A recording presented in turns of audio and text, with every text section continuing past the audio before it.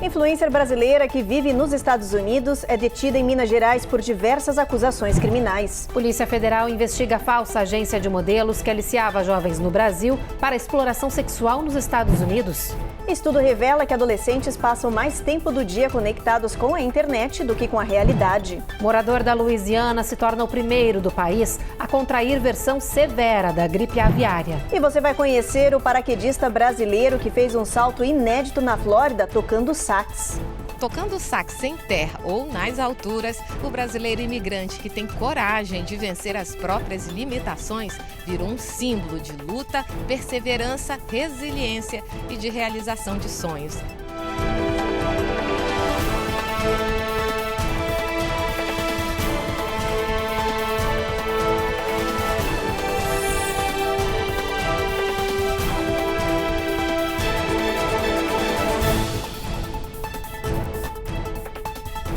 Olá, boa noite. Boa noite. Uma influencer brasileira que vive aqui nos Estados Unidos foi presa pela Polícia Civil de Minas Gerais. Ela é acusada de usar as redes sociais para ameaçar, extorquir e praticar injúria racial. Investigada desde junho e indiciada em setembro, a influenciadora mineira, conhecida pelo nome de Emma Spinner, foi presa na noite da última segunda-feira, 17 de dezembro, em Minas Gerais, no Brasil. A investigação da Polícia Civil apontou que a brasileira, que vive nos Estados Unidos com visto temporário, utilizava as redes sociais para ameaçar, extorquir e praticar injúria racial, além de outros crimes contra a honra e discriminação religiosa. Pesam contra ela queixa de mais de 30 vítimas e 21 boletins de ocorrência registrados. Segundo as autoridades, a influenciadora exigia dinheiro de algumas vítimas para cessar uma série de ofensas e acusações falsas. Mesmo com a negativa de pagamento e a remoção de seus perfis principais a pedido da polícia, ela continuava os ataques virtuais, criando novas contas. A polícia afirma ainda que Emma Spinner possui histórico de problemas psiquiátricos.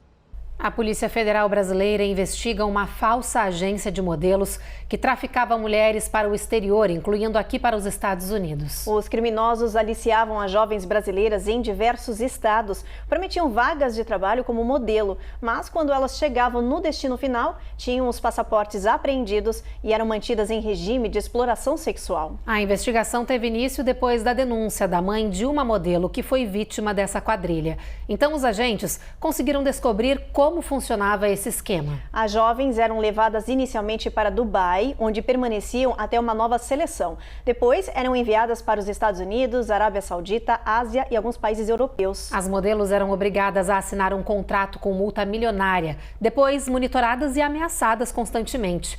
Elas também eram obrigadas a fazer postagens nas redes sociais, ostentando uma falsa vida feliz e de luxo. Hoje, a PF cumpriu 4 mandados de busca e apreensão em São Paulo, Rio de Janeiro, Santa Catarina e Paraná. As investigações continuam. E olha, o que Adele tem a ver com o hit Mulheres, famoso na voz do sambista Martinho da Vila, você sabe? É que a estrela da música mundial está sendo acusada de plágio. A Justiça do Rio de Janeiro acaba de dar ganho de causa para o compositor Toninho Gerais, autor dessa canção brasileira, mas ainda cabe recurso. A repórter Carolina Camargo tem os detalhes. Deep down, I must have always known that this would be inevitable. To earn my stripes, I'd have to pay and bare my soul. A música Million Years Ago, da cantora britânica Adele, foi considerada plágio da canção Mulheres, do compositor brasileiro Toninho Gerais. Lançado há 20 anos, o hit ficou famoso na voz de Martinho da Vila.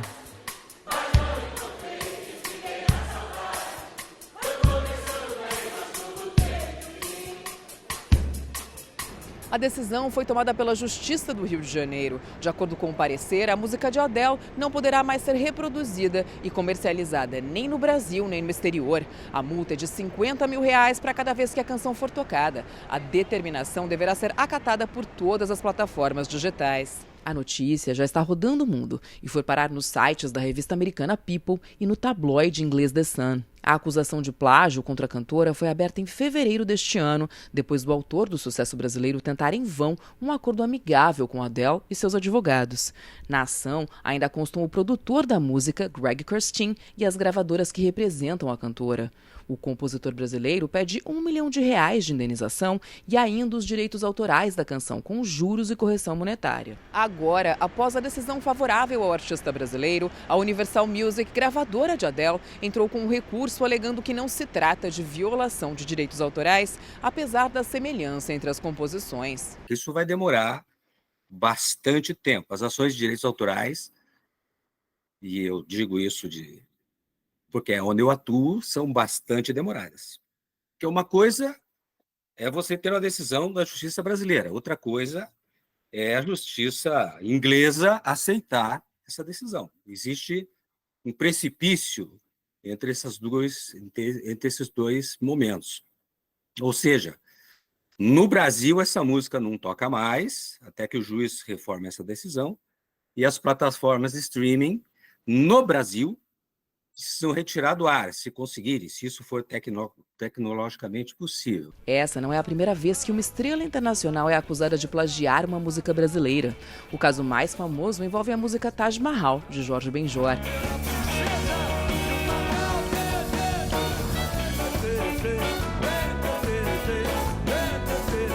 Em 1979, ele entrou com um processo contra Rod Stewart, alegando que o britânico copiou a melodia do sucesso para criar Do You Think I'm Sexy?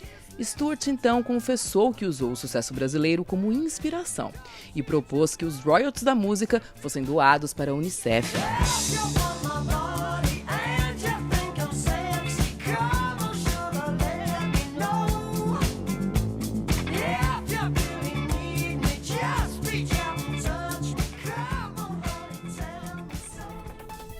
A seguir, 5 membros de uma família, incluindo 3 crianças, são encontrados mortos em Salt Lake City. E prisioneiro de Indiana, acusado de quádruplo homicídio, foi executado hoje, 27 anos após o crime.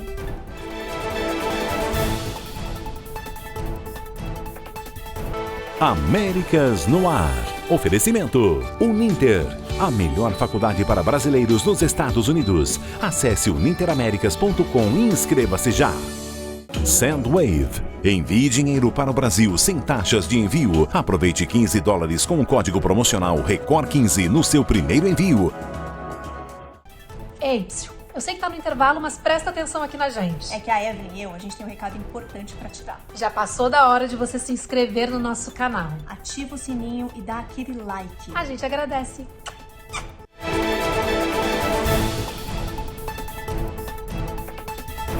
Um novo estudo aponta que os adolescentes que vivem aqui nos Estados Unidos passam o dia constantemente conectados com a internet. Pois é, olha, o levantamento indica que os jovens ficam em média entre 3 e 6 horas do dia ligados em redes sociais ou vídeos na internet. A maioria dos jovens passa o dia assim, no celular, isolado da realidade e consumindo tudo que as redes sociais mostram. Apesar das constantes preocupações e alertas dos especialistas sobre o uso excessivo das tecnologias e os efeitos na saúde mental, pouca coisa mudou do ano passado para este ano. Segundo o estudo da Pew Research Center, 90% dos jovens ainda assistem vídeos em diferentes mídias sociais e passam mais da metade do dia conectados. De 2023 para 2024, a redução da dependência da internet entre os adolescentes foi de apenas 5%. Aplicativos populares entre os jovens também registraram queda de 4% de visualizações.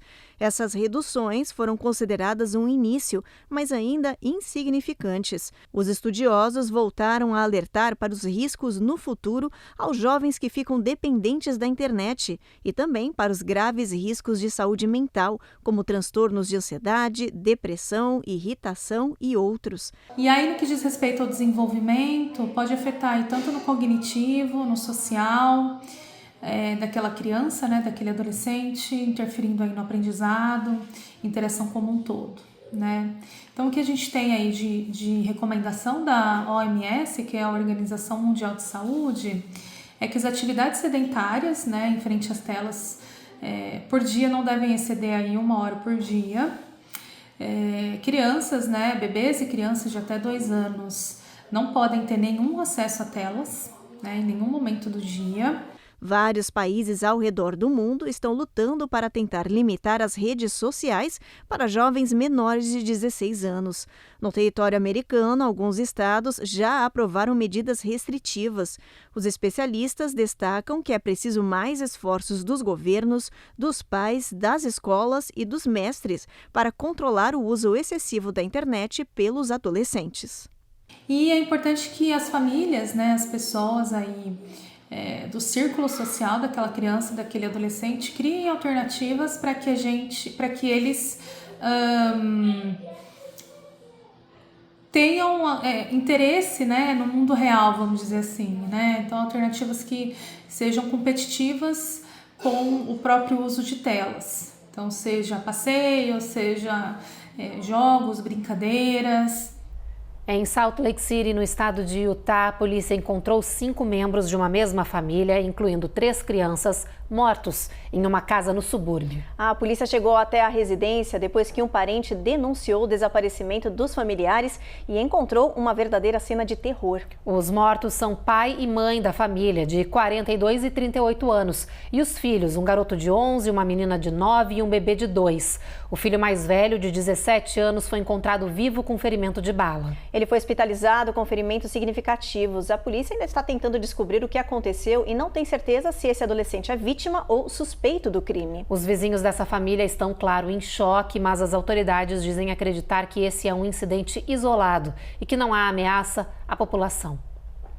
E um homem condenado por matar o próprio irmão e mais 3 pessoas foi executado hoje por injeção letal aqui nos Estados Unidos. Essa foi a primeira execução penal do estado de Indiana em 15 anos.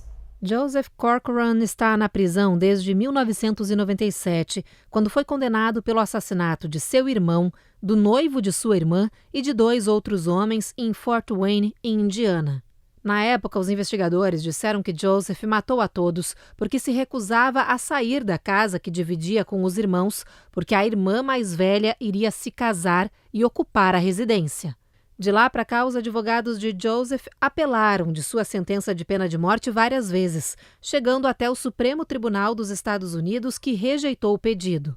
A esposa de Joseph, Tahina, foi a autora das ações que tentaram impedir a execução, já que, segundo ela, o marido sofre de esquizofrenia e deveria ser tratado ao invés de morto.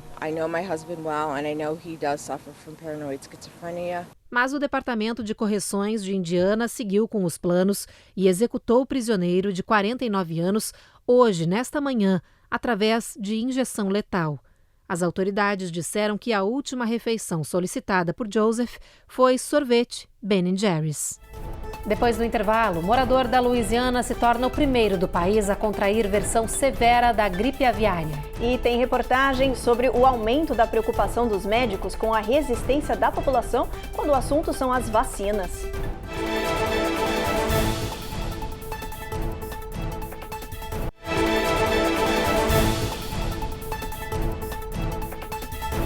Com a vida corrida, muitas vezes a gente sente vontade de urinar, mas acaba segurando aquele pouquinho. Só que é comum esses minutos se transformarem em horas. Mas médicos voltaram a alertar para os riscos dessa prática à saúde, porque tem aumentado o número de casos de infecções relacionadas a segurar a urina.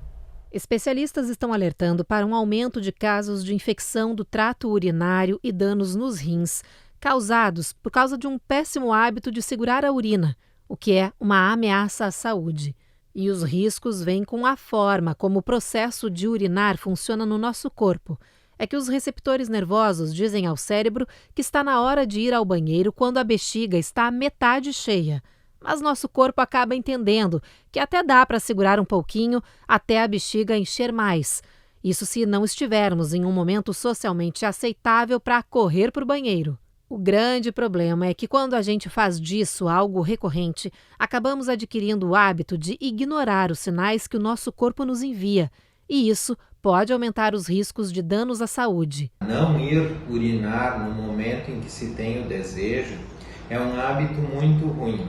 Tá? Isso pode levar ao desenvolvimento de infecções urinárias de repetição, pelo fato da urina ficar armazenada por um tempo demasiado dentro da bexiga, além de poder levar a uma disfunção no funcionamento da bexiga.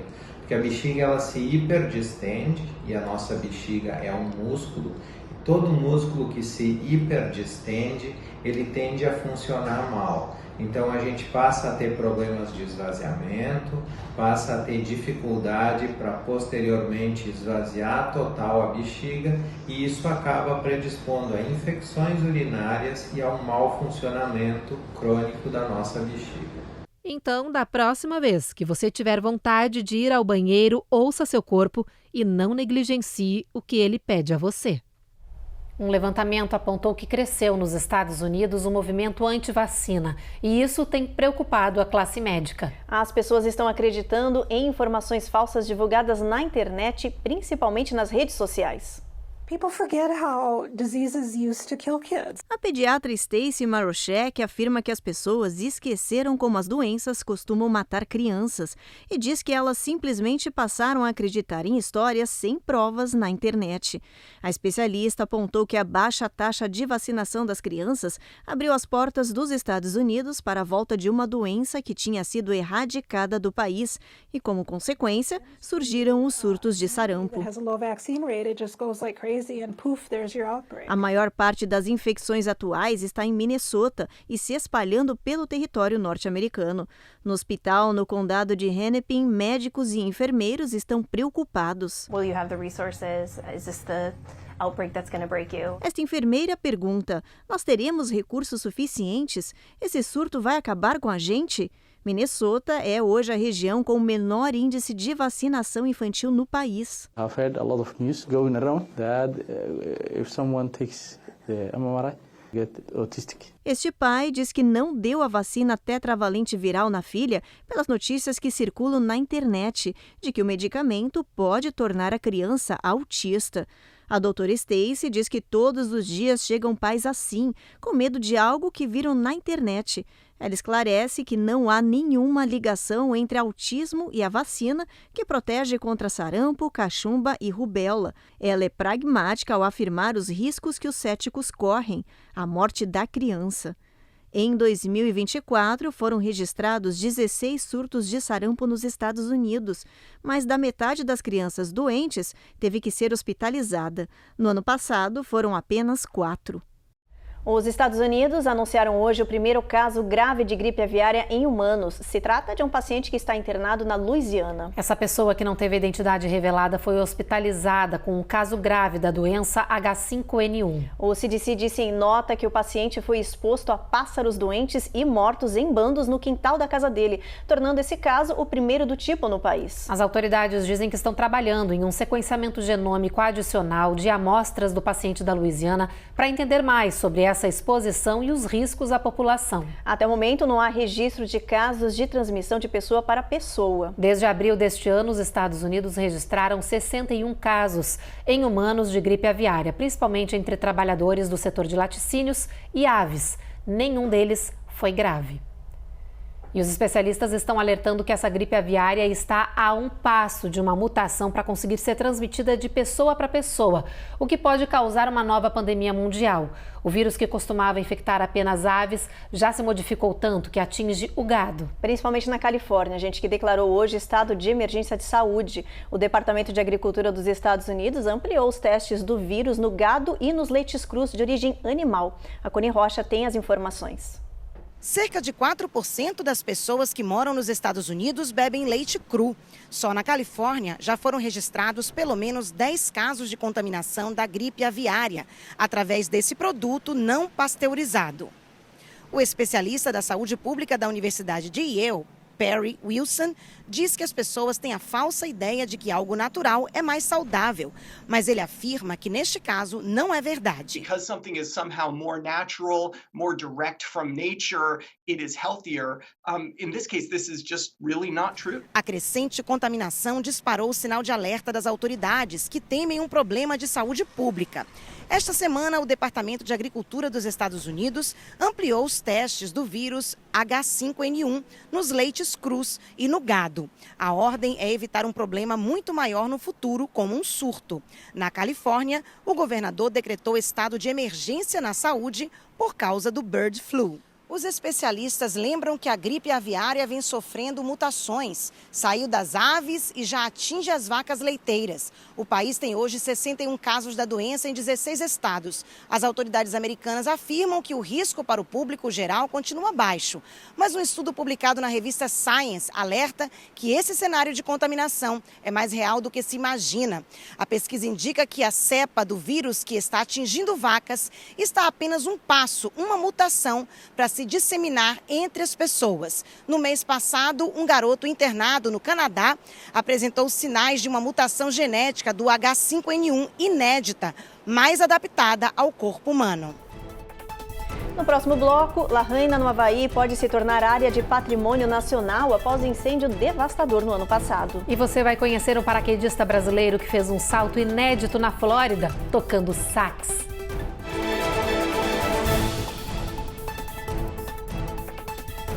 Américas no Ar. Oferecimento Uninter, a melhor faculdade para brasileiros nos Estados Unidos. Acesse uninteraméricas.com e inscreva-se já. Sandwave. Envie dinheiro para o Brasil sem taxas de envio. Aproveite $15 com o código promocional RECOR15 no seu primeiro envio.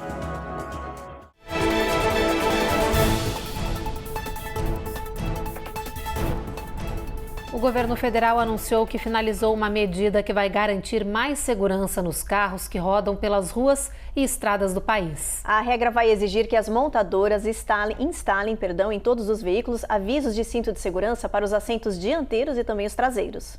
Segundo a Administração Nacional de Segurança de Tráfego Rodoviário, essa é uma medida que vai garantir que todos coloquem o cinto de segurança antes do carro começar a rodar. De acordo com a regra, os sistemas de aviso de cinto de segurança dianteiro devem estar em funcionamento para todos os carros de passageiros, caminhões e ônibus até setembro de 2026. Já os sistemas de aviso de cinto traseiro devem estar ativos até setembro de 2027. A nova regra também exige que os avisos visuais sejam exibidos por pelo menos 1 minuto e os de áudio sejam alertados ao motorista por ao menos 30 segundos.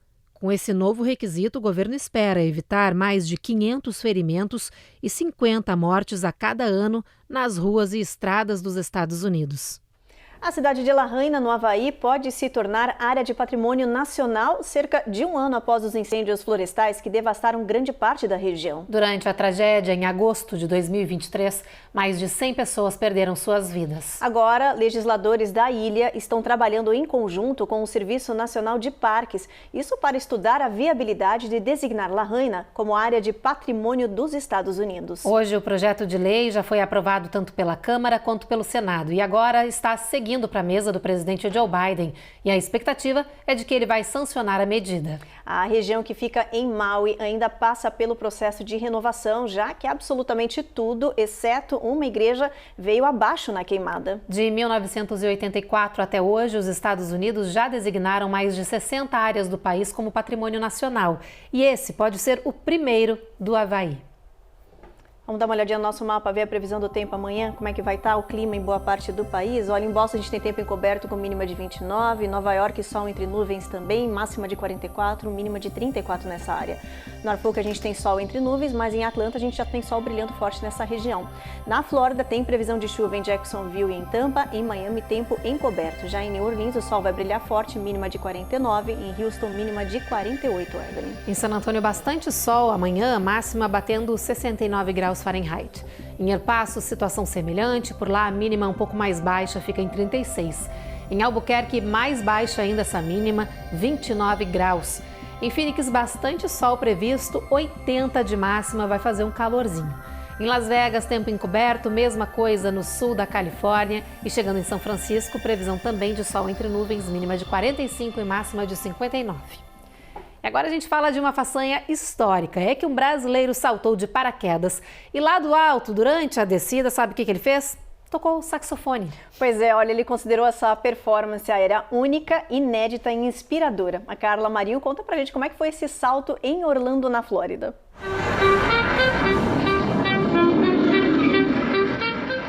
A missão impossível aconteceu de verdade e sem efeitos especiais.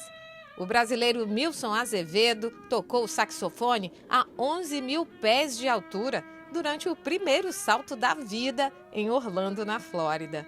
Momentos antes da aventura, o paraibano compartilhou uma mensagem motivacional para reforçar a coragem. Nesse desafio, eu estou quebrando muitas barreiras, mas estou feliz. Não Nós temos que quebrar o nosso medo, e é dessa forma que a gente tem que quebrar. Encarar os nossos medos, vencer o desafio e pra cima. A performance aérea surpreendeu até o experiente instrutor do salto. Olha, 25 anos de profissão, mais de 27 mil saltos duplos hoje, e esse foi diferenciado também. Foi assim, abençoado, foi diferente, foi um challengezinho, hein? Mas derretemos, né? O salto eu encarei os meus medos, enfrentei os desafios, isso é uma das minhas metas, isso foi o que fez eu fazer o salto de paraquedas e com uma coisa inusitada. Vivendo nos Estados Unidos desde 2018, Mil Sax, como ficou conhecido em Orlando, é o saxofonista das estrelas, mas também é palestrante e escritor. Cada conquista alcançada é um passo, não apenas no seu sucesso, mas para inspirar outros a seguir os seus sonhos. Nunca esqueça de onde você veio, como eu também não. Mantenha suas raízes firmes e siga com fé, força e coragem. O Brasil no coração, juntos fazemos essa história. Tocando sax em terra ou nas alturas, o brasileiro imigrante que tem coragem de vencer as próprias limitações virou um símbolo de luta, perseverança, resiliência e de realização de sonhos. Hoje ele inspira outros com ações, palavras e música.